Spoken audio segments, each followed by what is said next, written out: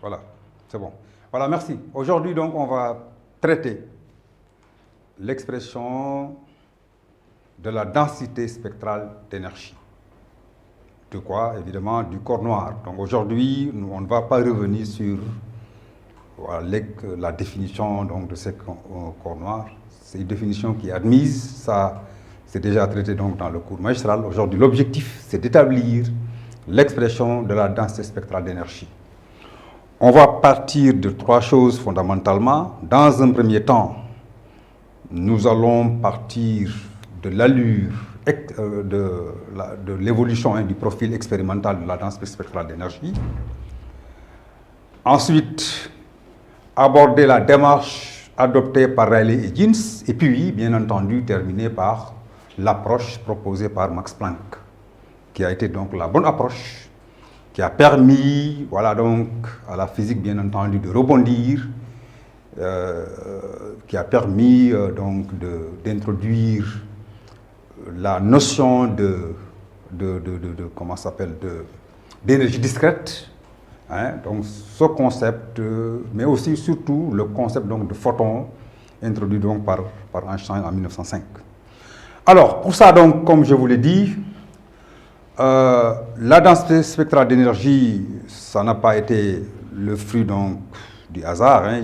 Les physiciens sont partis donc du corps noir. C'est quoi en fait un corps noir? C'est un corps qui absorbe toute la lumière qu'il reçoit pour la réémettre dans une gamme de longueurs d'onde différente de celle dessus. Autrement dit, un corps noir est un radiateur donc de lumière.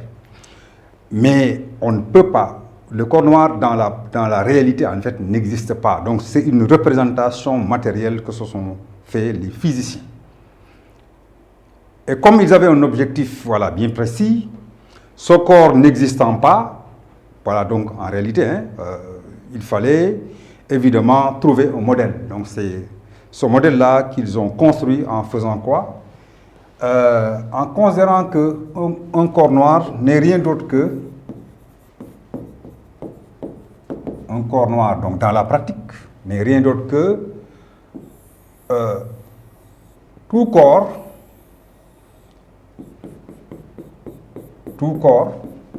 donc qui est une enceinte donc à l'intérieur donc duquel on crée une cavité. Donc, comme vous avez ici une cavité, évidemment ce corps-là peut être considéré comme étant donc un corps donc noir. Alors, il est caractérisé donc quand c'est à l'équilibre par une température donc T. Je fais ça.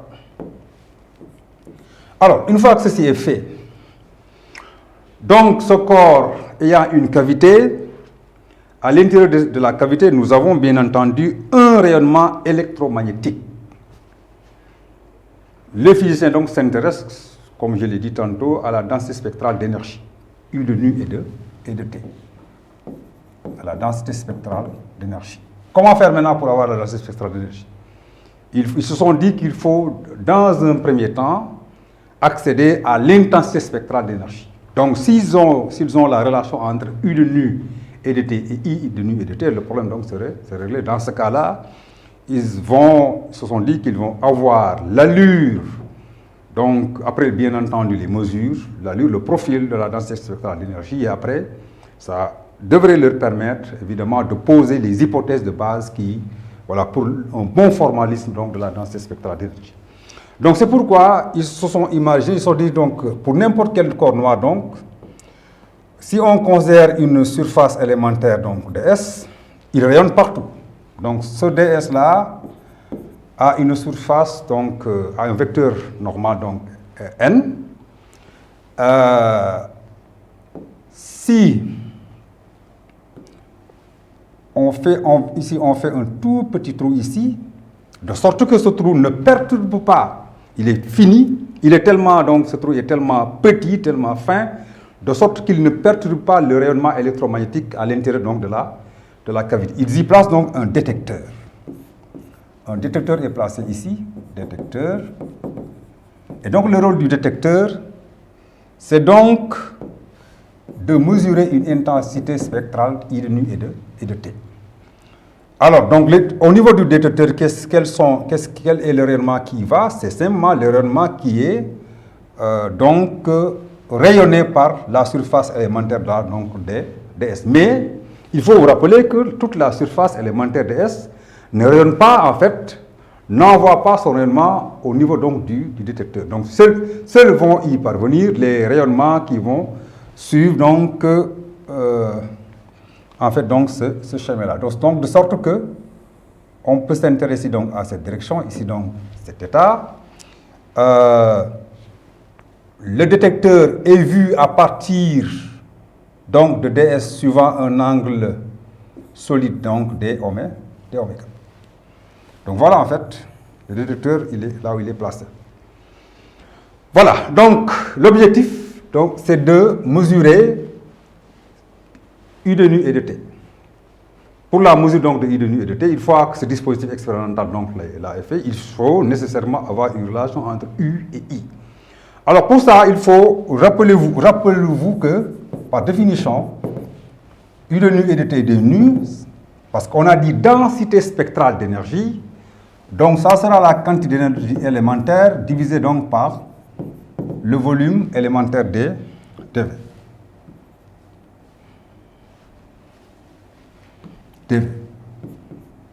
Donc de sorte que dE sera U de nu et de T de nu dV. Plusieurs approches ici. Donc U de nu et de T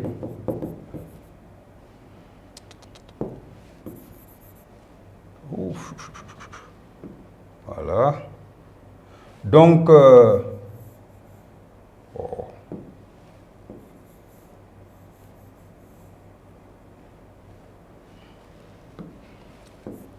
pour avoir donc DE, on peut mettre U de nu et de T d nu. Donc il y a une façon de déterminer dV, donc le volume élémentaire. Très simple. Toute la surface élémentaire DS ne rayonne pas sur le détecteur. Donc au niveau du détecteur, il parvient que, en fait, les rayons, donc c'est-à-dire les ondes, on peut le dire comme ça, voilà, qui vont acheminer, qui vont suivre donc la direction, comment ça s'appelle, DS, vers donc le détecteur. Donc de sorte que, on peut donc dans l'imagination supposer que le rayonnement qui parvient au niveau donc de DS, du détecteur, est compris, c'est un rayonnement donc qui est compris dans un cylindre qui a donc pour base ds cos θ et pour hauteur c fois dt. Donc c'est simplement donc ce cylindre, donc ce sont les rayonnements qui sont à peu près compris donc dans ce cylindre-là, de base, dans ce cylindre, voilà, qui vont parvenir donc, ce sont ces rayonnements-là qui parviennent donc au niveau du détecteur IDT. Alors, donc ce cylindre a pour base ds cos θ et pour hauteur c fois dt. Pourquoi c'est c fois dt? Ici donc on est dans le vide. On suppose qu'on a en fait donc une onde, sa vitesse donc c'est c, et le temps qu'il effectue entre ds et le détecteur n'est rien d'autre que c fois dt. Donc c'est pourquoi on a mis donc c dt multiplié donc par ds donc fois donc dθ. Maintenant, rappelez-vous qu'on est en fait donc dans l'espace. Et comme on est dans l'espace, il faut prendre en compte l'existence donc de l'angle solide. À partir du détecteur, à partir donc de ds, on voit l'angle solide qui permet de voir le détecteur, c'est dω, mais attention, on n'est pas en fait donc on n'a pas affaire uniquement à une surface, mais on est plutôt donc dans l'espace. L'angle solide de tout l'espace, ce n'est rien d'autre donc 4 pi. Donc pour voir tout l'espace là, il faut 4 pi. Donc c'est ce qui fait que on corrèle en prenant donc dω qu'on divise donc par 4 pi. Donc voilà l'expression de dE, une première expression de dE. L'autre expression donc des 2E, en fonction de l'intensité spectrale d'énergie, c'est quoi? C'est dE, c'est I de nu et de T d nu, ds cos θ fois donc dθ multiplié par d oméga. Donc voilà une autre expression donc de dE, mais cette fois-ci en fonction donc de l'intensité spectrale d'énergie. Donc on a deux expressions de dE. Quand on les égalise, qu'est-ce qu'on va noter? On voit que ici les d nu vont se simplifier. Donc ce qui implique ici les d nu se simplifient, ds cos θ aussi va se simplifier, les dθ aussi vont se simplifier. Donc je peux faire comme ça, hein. Les gens vont suivre, ds, cos θ, les 2 oméga aussi, la même chose. Oh. d oméga. Voilà. Alors donc ce qui fait que on aura ici C sur 4pi, C sur 4pi, multiplié par U de nu et de T, U de nu et de T. Voilà, U de nu et de T. C sur 4pi, U de nu et de T, égale à I de nu et de T. Donc voilà la relation qui lie la densité spectrale d'énergie U et l'intensité spectrale d'énergie I. Nous, physiciens, on est en mesure de mesurer donc I. Une fois que les mesures expérimentales de I sont obtenues, à partir de là, donc, on tire la densité spectrale d'énergie en disant donc que c'est égal à 4pi sur C, on multiplie par I de nu et de T. Donc les mesures expérimentales de I permettent d'aboutir, autrement dit de déduire, celle de la densité spectrale d'énergie. Voilà, donc cette relation donc obtenue, les physiciens se sont lancés maintenant aux mesures donc expérimentales, puis donc aux courbes expérimentales. Donc les allures ont donné ceci. Bon, on va passer à la page suivante. C'est la page suivante, c'est par où? Ah, ok, voilà, donc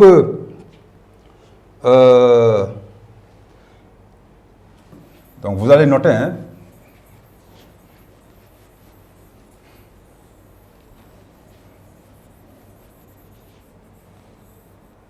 Voilà.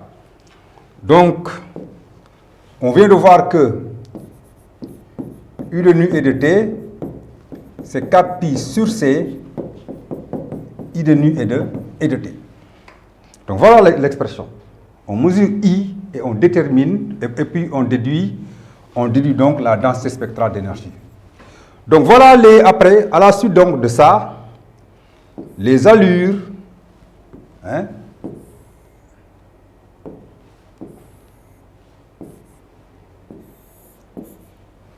voilà l'allure de U en fonction donc de nu. Donc voilà ce à quoi donc les physiciens ont abouti. U en fonction de nu. Donc voilà son allure. C'est une fonction qui croît. Ça atteint un max, puis ça décroît. En fonction donc de quand on fait varier donc la fréquence et lorsqu'on fixe T. Voilà. En fonction aussi de la longueur d'onde, donc c'est à peu près donc la même chose, hein. On a ça. Voilà, donc là, lambda, si vous voulez, ici c'est U de lambda. Ce qui a été constaté et noté, c'est que la loi donc de Wien est observée. Donc la longueur d'onde, voilà donc diminue ici, la longueur d'onde qui correspond à la densité maximale, donc diminue lorsque la température T augmente. Donc T1 plus grand que T2, plus grand que T3. Voilà donc ce qui est observé. Donc, quand nu tend vers 0 ou que nu tend vers l'infini, la densité spectrale d'énergie tend vers 0.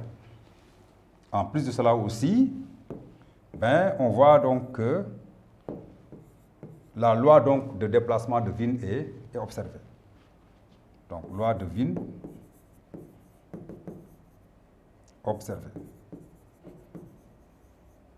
Voilà ce qui est obtenu à partir des mesures expérimentales. Donc, dans l'imagination, autrement dit donc dans la pratique, les physiciens ont construit leur corps noir. Ils ont déterminé une expression entre la densité spectrale d'énergie et l'intensité spectrale d'énergie. À partir donc de cette relation, pour toute mesure de I, ils déduisent donc la densité spectrale d'énergie. Et après, donc, voilà, ils ont construit expérimentalement donc, les profils de la densité spectrale d'énergie. Et à partir de là, donc, il y a tout un travail, il y a toute une démarche, il y a toute une philosophie qui a été mise en place donc, par les physiciens. Parce que, expérimentalement, le physicien a l'allure de la densité spectrale d'énergie, mais il faut avoir en fait donc, une expression donc, littérale. Autrement dit, il faut une démarche donc, philosophique. Il faut le formalisme de la densité spectrale d'énergie. Donc, parce que c'est à partir donc, de cette expression que les lois du corps noir devraient être donc, déduites. Alors, donc, c'est à partir de ce moment, donc nous sommes à la fin du XIXe siècle, que la première approche a été proposée. La première approche donc a été produite par ceux-là, le groupe qu'on nomme donc Rayleigh et Jeans, ces deux jeunes Anglais, voilà, qui ont proposé le premier formalisme donc, de la densité spectrale d'énergie. Alors, c'est un formalisme donc, voilà donc qui est simple, approche de Rayleigh et Jeans, pour avoir une expression littérale de la densité spectrale donc d'énergie, approche de Rayleigh et Jeans comme Jean. Alors, ils veulent avoir une expression littérale de la densité spectrale d'énergie. Donc, c'est pourquoi ils ont proposé une approche. Leur approche, donc, est simple. On revient au corps noir. Dans sa conception idéale, on prend n'importe quel corps, vous y imaginez une cavité. On dit qu'on a un corps noir, parce qu'à l'intérieur de la cavité, vous avez un rayonnement électromagnétique. Et tout le travail donc, de Rayleigh et Jeans va se baser sur ça. Ça sera le fondamental. Qu'est-ce que disent Rayleigh et Jeans? Leur travail repose sur 3 étapes. Mais avant de venir sur les 3 étapes, ce qu'ils ont dit, c'est quoi? Ils ont dit qu'à l'intérieur du corps noir, nous avons une cavité. Et au sein donc de cette cavité autrement dit, est le siège d'un rayonnement électromagnétique. Donc, ils disent, Rayleigh et Jeans, que ce rayonnement électromagnétique-là peut être considéré comme étant un ensemble d'innombrables d'oscillateurs harmoniques indépendants. Ensemble d'oscillateurs harmoniques indépendants. Donc, voilà en fait donc, la définition qui a été donc proposée donc, par l'hypothèse de base proposée donc, par Rayleigh et Jeans. Donc, c'est un ensemble d'oscillateurs harmoniques indépendants. Donc, une fois que cela est fait, ils disent comme c'est des oscillateurs harmoniques indépendants, ils disent que le nombre de modes propres d'oscillation, dn, c'est 8 pi nu carré c cube dnu. À l'intérieur de la cavité, on a un rayonnement électromagnétique. Ce rayonnement électromagnétique-là, il faut supposer que c'est un ensemble dénombrable d'oscillateurs harmoniques indépendants. Et après, il s'intéresse au nombre de modes propres d'oscillation. Donc, le nombre d'oscillations par unité de volume. Donc, c'est dn, 8 pi nu carré, c'est q. Et après, évidemment, c'est un rayonnement électromagnétique. Il l'identifie maintenant à des oscillateurs harmoniques. Ça veut dire que l'oscillateur harmonique ou bien donc le rayonnement électromagnétique peut avoir donc une énergie bien précise lorsque la fréquence varie de nu à nu plus d nu. Donc, cette énergie E peut prendre n'importe quelle valeur donc de R plus. Donc, c'est de 0 jusqu'à plus l'infini. Et maintenant, la probabilité maintenant pour que E soit E, c'est C expo de moins E sur K, KT. Moins E sur KT. Donc, voilà la deuxième hypothèse. Première hypothèse, il dénombre le nombre d'oscillations. Ils appellent donc le nombre de modes propres d'oscillation. Deuxième hypothèse, l'énergie d'un oscillateur est en fait considérée comme étant E, et que E peut prendre n'importe quelle valeur donc de R+. Et qu'il y a maintenant aussi une probabilité pour que E soit E. Et autrement dit, l'énergie c'est quoi? Ça peut être E1, ça peut être E2, et ainsi de suite. La probabilité, par exemple, pour que l'énergie soit E1, ça sera C expo de moins E1 sur KT, ainsi de suite. Donc, c'est plusieurs valeurs. Maintenant, la troisième hypothèse, ils disent pour calculer donc, la densité spectrale d'énergie, étant donné que nous avons un rayonnement électromagnétique, c'est des oscillateurs harmoniques indépendants.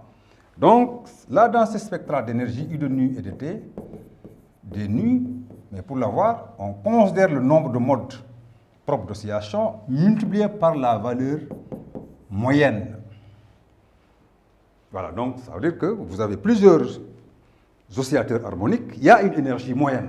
Donc, le nombre, pour avoir donc la densité spectrale, il faut calculer, on considère le nombre de modes propres, on multiplie donc à la valeur. Donc, voilà les hypothèses de base de Rayleigh et Jeans. Une fois donc que les physiciens l'ont accepté, bon, voilà, ils ont après, ce qui s'est passé, c'est que ces deux physiciens donc ont donc déterminé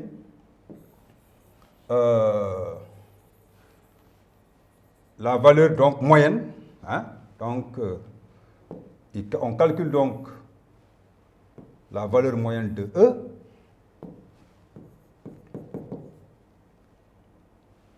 Calculons la valeur moyenne de E.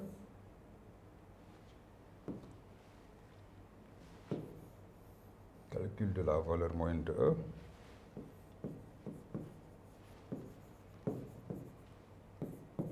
De la valeur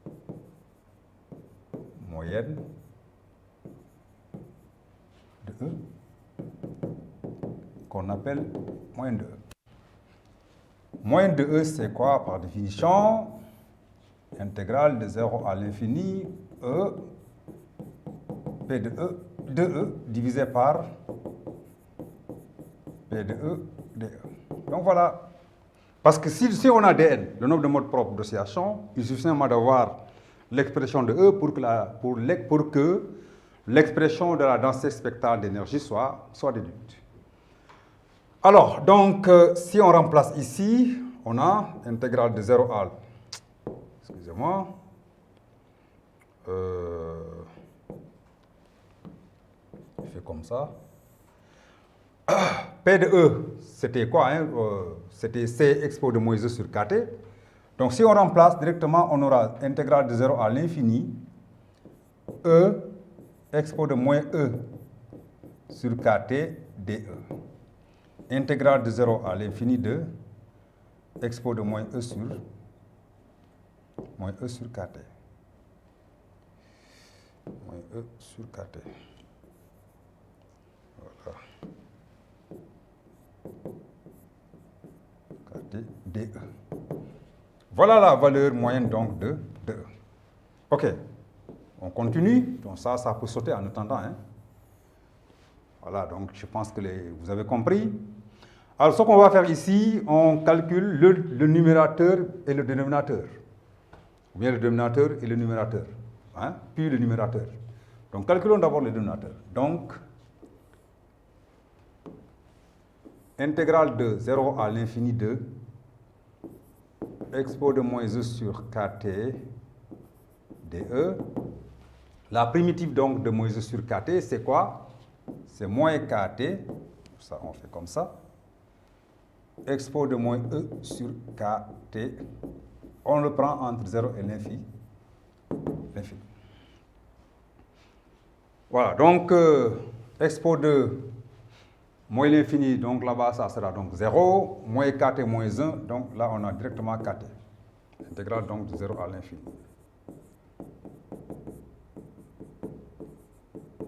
Voilà. Alors, maintenant il reste le numérateur.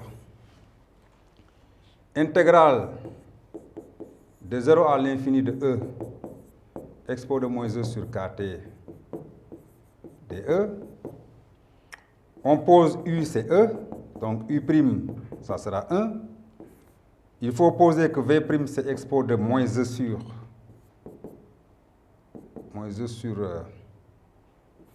kt. Donc, v, ça sera moins kt, expo de moins e sur, bon là c'est un peu surchargé, excusez-moi. Voilà. Donc, posons v', expo de moins e sur kt. Donc, ça veut dire qu'ici, v, c'est moins kt, expo de moins e sur kt. Voilà. Donc, ça va donner quoi ici?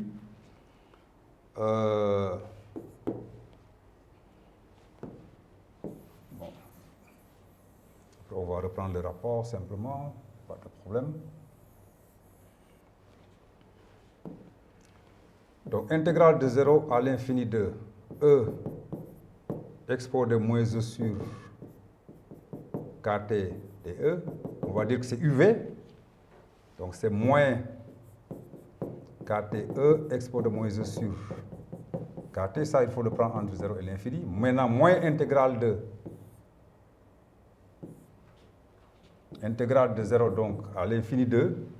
Là, on a dit donc u v', donc ça sera u' fois v, donc ça sera plus kt ici. Donc moins, donc ça sera plus kt, expo de moins e sur kt dE. Alors, tout le monde sait que ça là, on l'a déjà calculé. Donc c'était égal à, non, excusez-moi, on a calculé, autant pour moi, ce qu'on a calculé, c'était e expo de moins e sur kt. Donc c'est cette quantité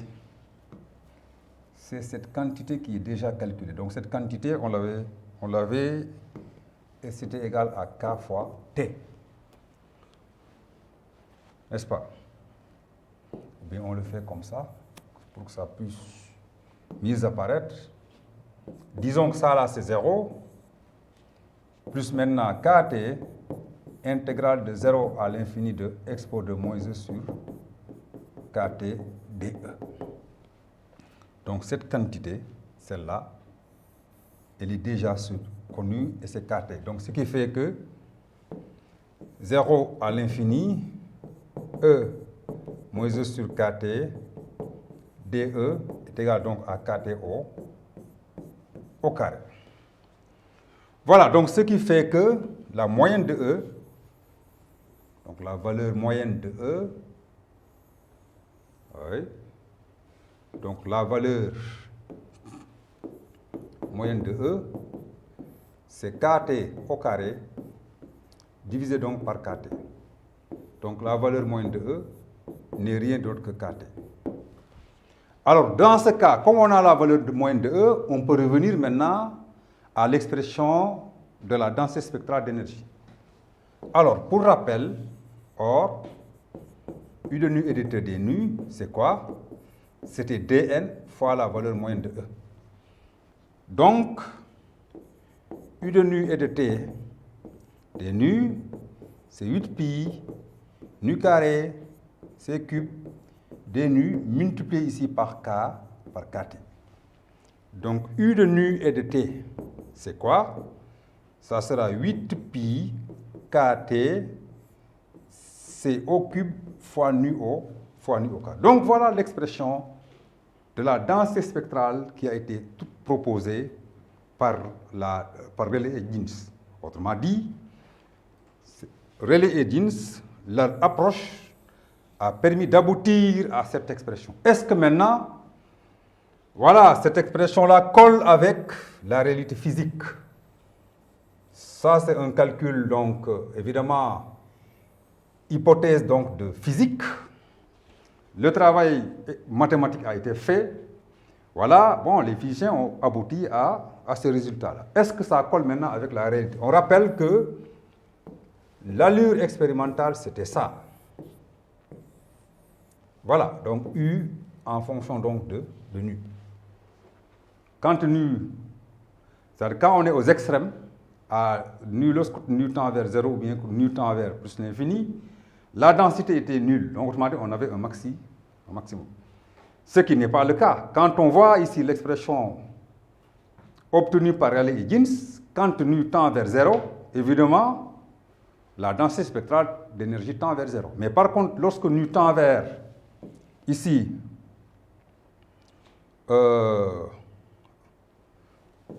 donc d'après Rayleigh et Jeans,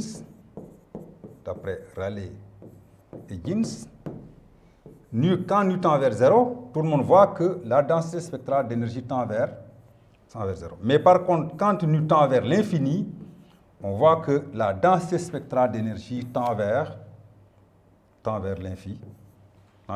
Ce qui pose énormément, donc, ce qui n'est pas possible parce que la réalité, donc, elle est là. Autrement dit, à partir donc de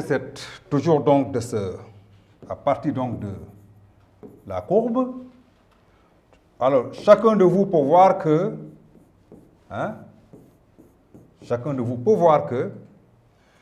l'intégrale, quand on intègre 0 à l'infini, U de nu et de T d nu, alors donc le physicien, normalement, on doit aboutir ici à une aire. Ça correspond à l'aire de ce triangle-là.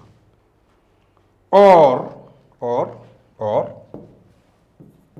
d'après Rayleigh et Jeans, d'après donc RJ toujours, d'après Rayleigh et Jeans, quand on fait le calcul intégral de U de nu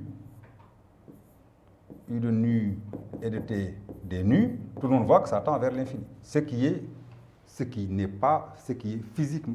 physiquement ne peut pas être accepté. Autrement dit, donc, ça pose problème. Autrement dit, donc, il y a une difficulté dans la démarche.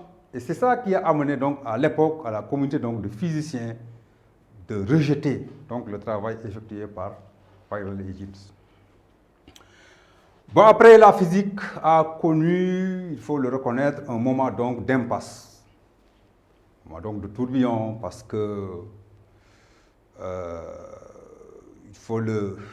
on le rappelle, ce qui a été à l'origine donc, de toute cette réflexion, c'est parce qu'il fallait quand même expliquer donc, les rayonnements donc, des corps, donc du corps surtout. Les physiciens donc, ont imaginé donc, le corps noir. Il faut régler le problème du formalisme de la densité spectrale d'énergie. Parce qu'il était impératif dans la mesure où il y avait beaucoup de phénomènes qui n'étaient plus en mesure d'être expliqués par la physique classique. Rayleigh et Jeans ayant échoué, bon, voilà, la physique a quand même été chanceuse quand, en 1900, Max Planck, voilà, donc, est entré dans la danse pour essayer donc de contribuer à sa façon. Il faut reconnaître que dans un premier temps, ce qu'a fait Max Planck a été simplement un artifice de calcul mathématique. Il ne savait même pas lui ce qu'il faisait en réalité. C'est ça qui... Parce qu'il est parti du travail de Rayleigh et Jeans, voilà, pour essayer donc de faire d'autres considérations. Son travail sera réexpliqué, récupéré bon, par celui-là même qu'on appelle donc Einstein, Voilà, pour essayer d'expliquer donc le point de vue réel donc, de Max Planck. Alors, ce qu'a fait Max Planck, c'était quoi? Donc, Max Planck a dit que Rayleigh et Higgins, leur expression ne convient pas, mais à son avis, disait-il, on pouvait avoir une expression de la densité spectrale d'énergie en partant de certaines considérations donc, de ces deux physiciens donc, anglais. En faisant quoi, il dit que lui, il va considérer intacte la démarche proposée par Rayleigh et Higgins, sauf au niveau donc de la deuxième hypothèse. Donc il dit que dn, c'est 8 pi nu carré c cube d nu. Autrement dit, il est d'accord que vous prenez donc un corps noir, vous le considérez de façon idéale, c'est une cavité, à l'intérieur donc vous avez un rayonnement électromagnétique. Ce rayonnement peut être supposé comme étant un ensemble dénombrable d'oscillateurs harmoniques indépendants. Et il propose le même nombre de modes propres d'oscillation. Alors, il dit aussi que la troisième hypothèse, il va la conserver, c'est-à-dire U de nu et de T. D nu n'est rien d'autre donc que le nombre de modes propres d'oscillation multiplié donc ici par la valeur moyenne. Alors, mais par contre, il dit, là où il n'est pas d'accord avec Rayleigh et Higgins, c'est au niveau de la deuxième hypothèse, parce que Rayleigh et Higgins avaient dit que quand on considère le rayonnement à l'intérieur donc de la cavité, ce rayonnement-là, une fois qu'on note une variation de fréquence de nu, nu plus d nu, donc Rayleigh et Higgins avaient supposé que ce rayonnement électromagnétique-là pouvait avoir n'importe quelle valeur, donc comprise entre 0 et plus l'infini. Autrement dit, c'était des valeurs qui sont continues. Alors, Max Planck dit que ce rayonnement électromagnétique ne peut avoir que des quantités qui sont discrètes. Il va poser que E est égal donc, en fait, à En, et donc c'est égal à N epsilon, N donc fois epsilon, avec ici epsilon étant égal à H fois nu. Il postule ce qu'on va appeler la constante donc de Planck, 664, 10 moins 34, JS. Ici, n est un entier naturel, n étant un entier naturel, donc non nul. Donc voilà en fait ce qu'a fait Max Planck. Il quantifie les échanges en réalité d'énergie. Parce qu'à l'intérieur, vous avez votre cavité, vous avez donc votre corps, vous imaginez en fait donc une cavité, à l'intérieur vous avez un rayonnement électromagnétique. Donc ce rayonnement électromagnétique-là interagit donc avec la matière. Donc il y a des échanges d'énergie. Alors, pour Rayleigh et Higgins, les échanges d'énergie, voilà, pouvaient avoir toutes les valeurs possibles donc, de R+, mais Max Planck dit non.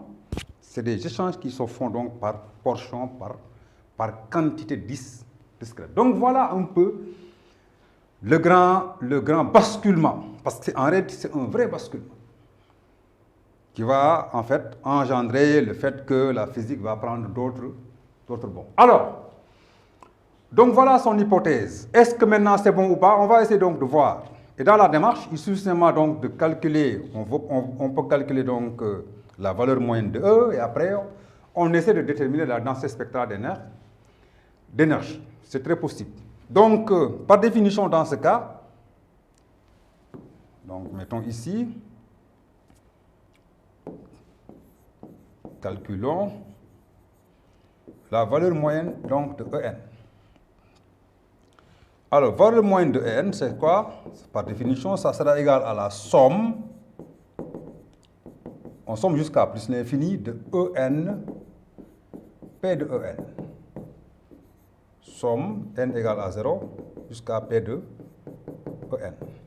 Avec P de En étant égal à une constante C qui n'est pas comment s'appelle, la constante C de la vitesse de la lumière, mais plutôt moins En sur 4. Donc c'est une constante arbitraire que les physiciens ont considérée comme ça.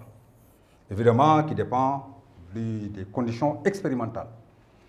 Donc la valeur moyenne de E dans ce cas, si on rapporte le tout, le C va se simplifier, et là, ça va donner donc somme N égale à 0 jusqu'à plus l'infini, En expo de moins En sur KT.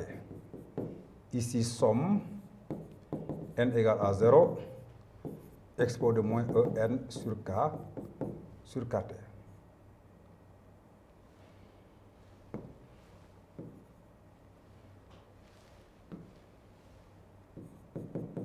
Voilà, on rappelle que En, c'est déjà dit, c'est N epsilon, N fois epsilon. Epsilon, c'est H. Voilà, donc ça, on va poser c'est égal à A sur B. A sur B.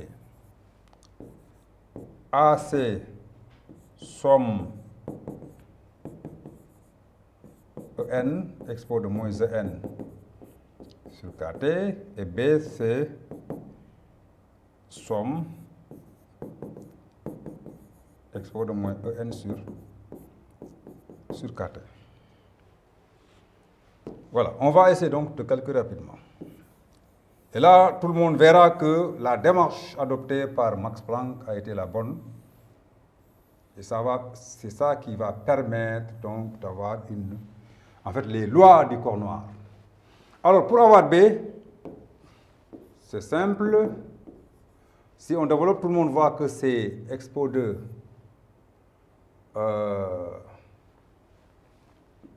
donc somme jusqu'à plus l'infini de moins N epsilon sur Kt. Donc c'est exponentielle de 0 plus expo de moins N, non, expo de moins epsilon sur Kt à la puissance 1 plus expo de moins epsilon sur Kt à la puissance 2, ainsi de suite, jusqu'à l'infini. Voilà. Donc ceci n'est rien d'autre que la limite. On a en fait une suite donc géométrique. Tout le monde voit que la raison c'est expo de moins epsilon sur Kt et le premier terme ici c'est exponentielle de 0, c'est 1. Donc ici nous avons affaire donc à une suite donc géométrique. Hein?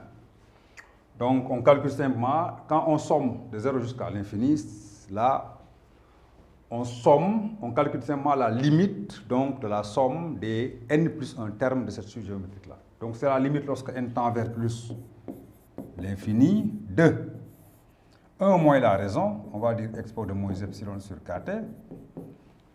Okay. Le premier terme c'est 1, tout le monde on le voit, en crochet, 1 moins epsilon moins n plus 1 epsilon sur Kt.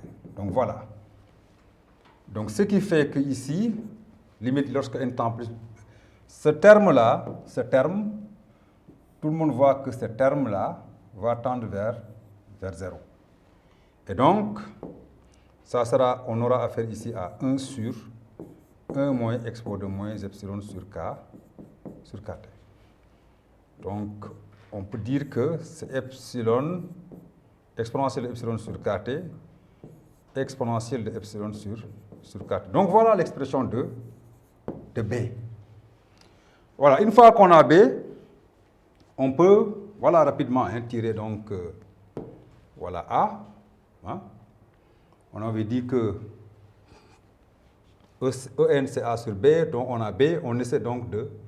Il faut seulement être associé ici, hein. On ne peut pas déterminer à n'importe comment. Donc il faut avoir une approche, voilà, essayer donc de...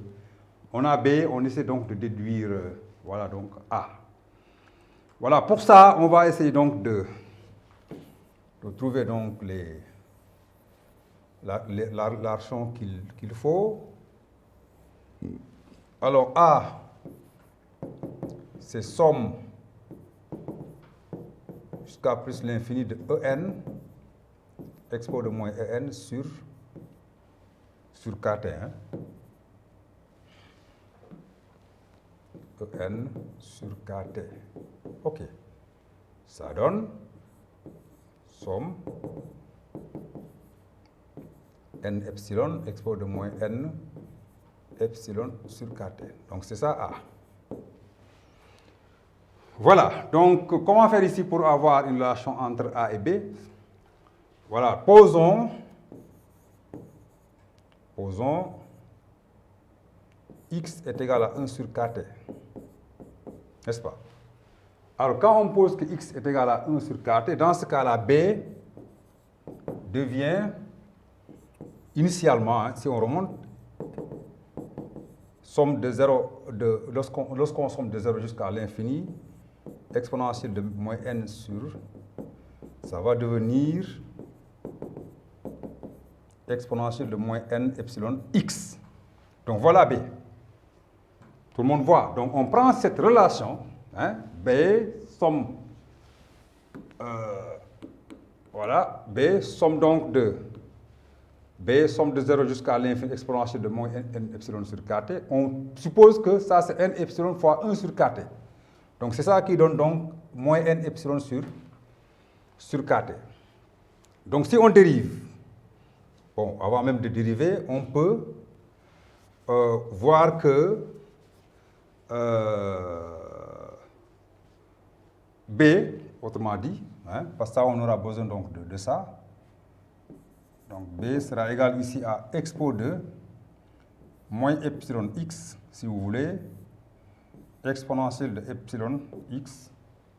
Il y a un moins 1 ici, excusez-moi, il faut qu'on... Là c'est moins 1, hein, heureusement. Parce que là on multiplie ici par exponentielle de epsilon sur 4, donc là il y a un moins 1. Donc moins 1 ici, n'est-ce pas? Alors, donc on a B. Quelle est la relation entre maintenant A et B? C'est simple. Donc si on dérive par rapport à, si on dérive,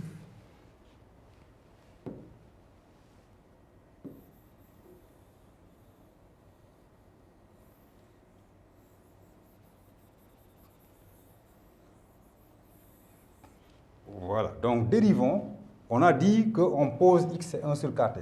Donc B'. B' qui est égal à dérivée de B par rapport à x. N'est-ce pas? Donc si on dérive cette relation, mettons somme jusqu'à plus l'infini de exponentielle de moins n epsilon x. Si on dérive, je peux faire comme ça. Là, je vais avoir moins, si vous voulez, plus l'infini, n epsilon exponentielle de n epsilon fois x. Cette quantité n'est rien d'autre que A. Donc, A, c'est moins B'. Voilà. Donc, A égale moins B'. Nous avons B, deux expressions de B. B, c'est égal à ça, mais aussi B, rappelez-vous, c'est égal à cette relation-ci. Donc, ça veut dire qu'on va dériver, on va calculer donc la dérivée donc, de B par rapport donc à x. Et on va déduire, donc, on va avoir aisément l'expression de A. Prime. Voilà, donc ça va donner quoi? Alors, tout le monde voit que il y a un moins ici, excusez-moi, que je ne l'oublie, il y a aussi un moins. Voilà. Expo de x, exponentielle de epsilon x, expo de epsilon x moins 1, prime, on dérive, ça veut dire quoi? On prend cette quantité au carré, donc exponentielle de x moins 1, le tout au carré. U prime fois v. Donc on va faire comme ça. On dérive cette quantité, donc ça sera epsilon, exponentielle de epsilon multiplié par cette quantité. Oh, je serai obligé d'effacer tout ça. Hein. C'est ce que je ne voulais pas, quoi.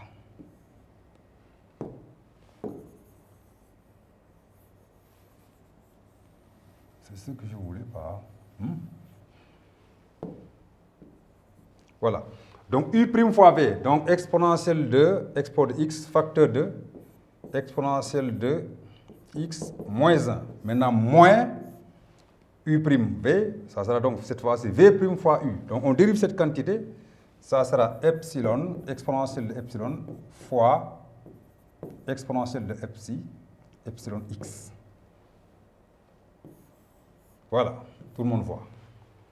On développe, epsilon fois cette quantité va se simplifier avec celle-là, n'est-ce pas? Donc on peut faire comment? On fait ça, ça va avec cette quantité. Il va rester ce terme, donc moins epsilon, expo de epsilon, précédé donc d'un signe moins, donc ça veut dire que la quantité A sera égale à epsilon exponentielle de epsilon x qu'on divise par exponentielle de epsilon moins 1 au carré. Donc voilà l'expression de A. En d'autres termes, A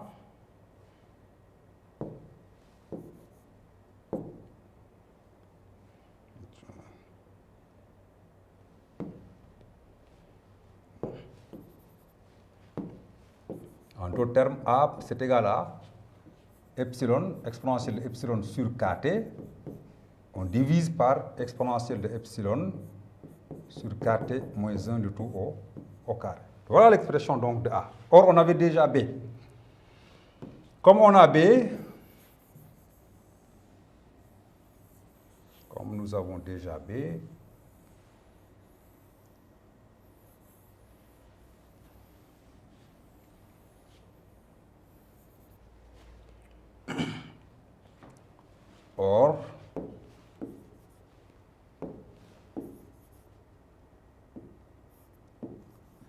or, donc on avait déjà B.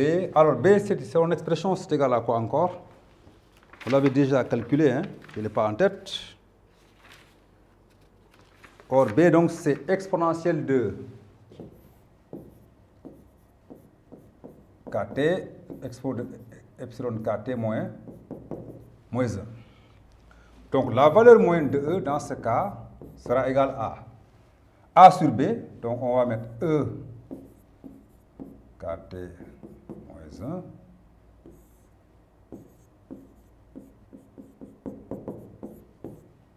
multiplié par l'inverse, donc exponentielle de kt moins 1 expo 2. Voilà. Tout le monde voit que ça, là, ça se simplifie avec ça. Celui-là, en fait, ce terme, quoi, va se simplifier avec 1. Donc, il va rester que moins de E n'est rien d'autre que epsilon expo 2 epsilon sur kt moins 1.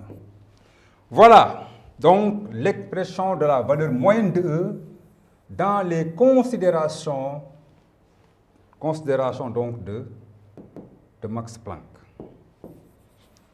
Voilà.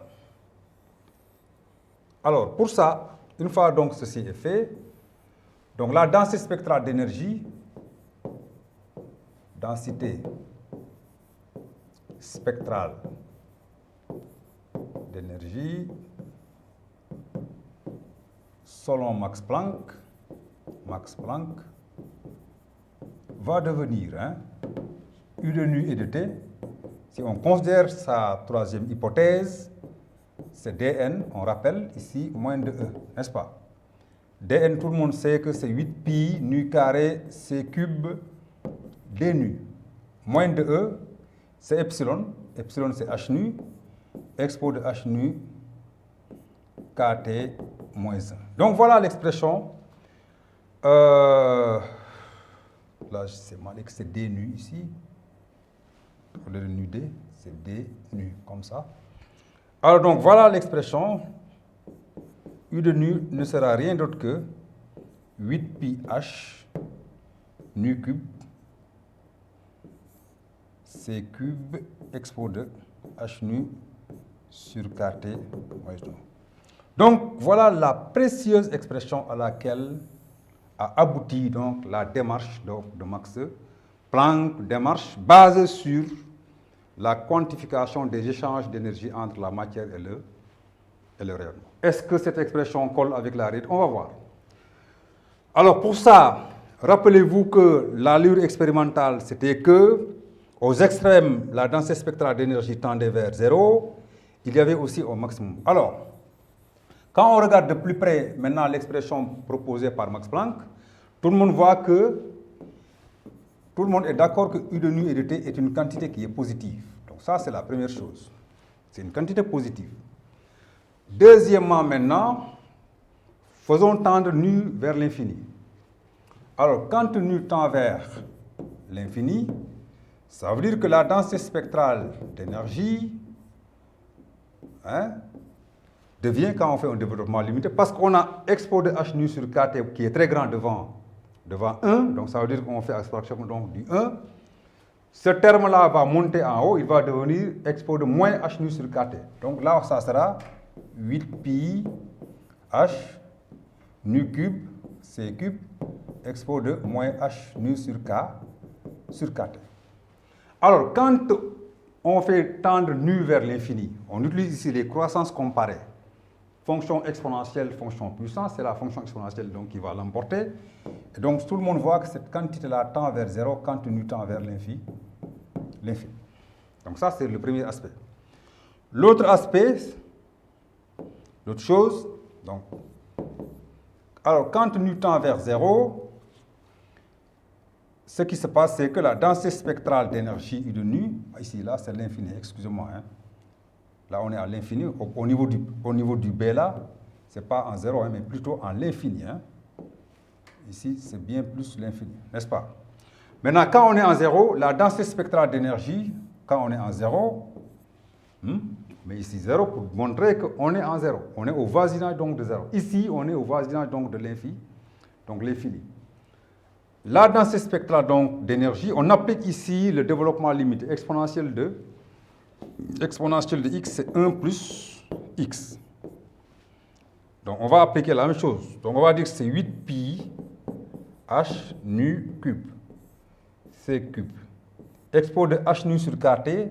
Ici, on prend x comme étant égal à h nu sur kt. x, h nu sur kt.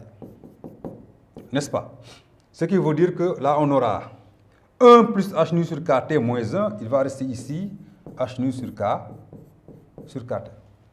Donc, tout le monde voit qu'ici, nu et nu cube, il va rester nu au carré. Les h se simplifient, ça monte en haut.